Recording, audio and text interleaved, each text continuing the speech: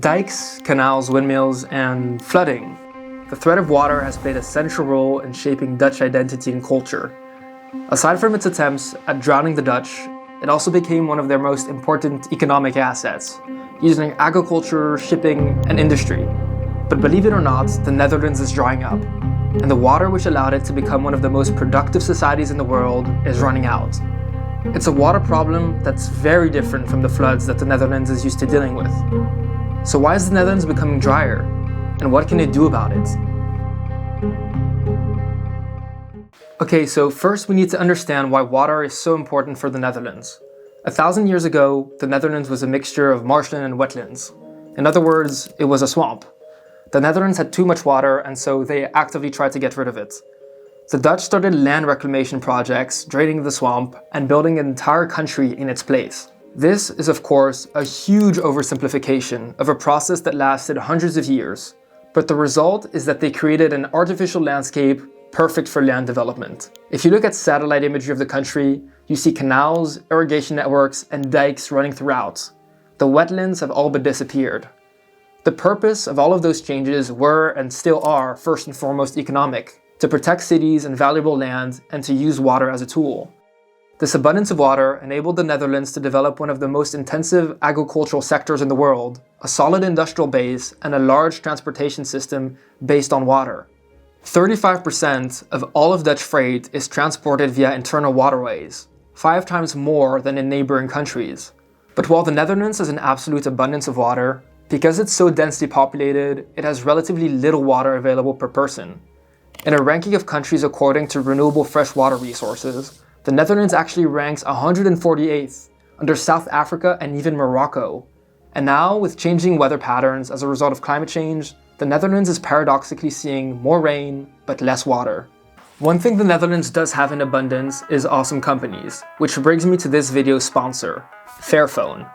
Fairphone is a product that I've been personally using for the past 2 years, and I love it so much that I've reached out to them to sponsor this video.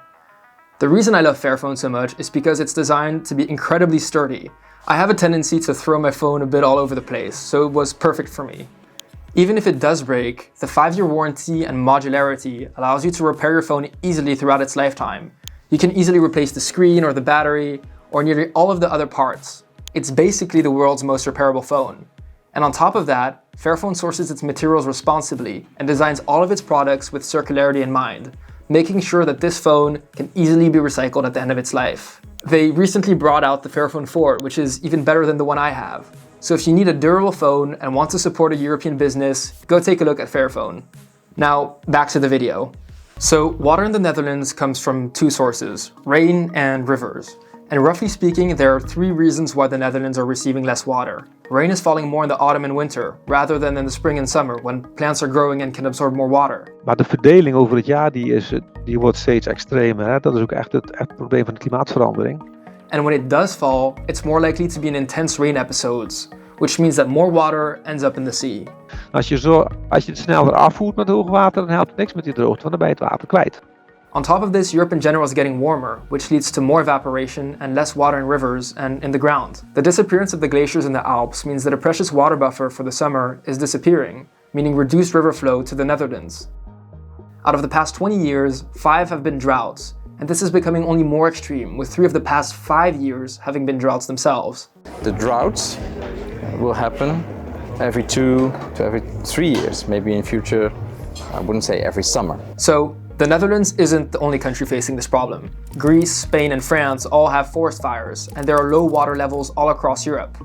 But owing to its special geography, the Netherlands has a special set of problems. Weaker water flow in rivers is allowing salt water to flow inland, and low groundwater levels are allowing for infiltration along the coast. While this happens on most coasts all across the world, the Netherlands being under sea level means saltwater infiltration happens on a much wider scale, because gravity. It threatens to make a large part of the Netherlands' drinking water unfit for agriculture and consumption, and to permanently damage the Dutch ecosystem.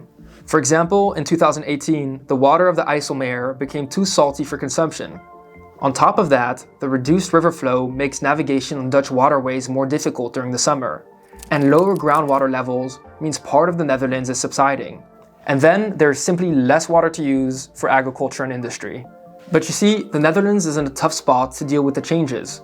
The entire Dutch water management system was built to deal with flooding, and now it has to manage both flooding and droughts. Let's first take a look at infrastructure.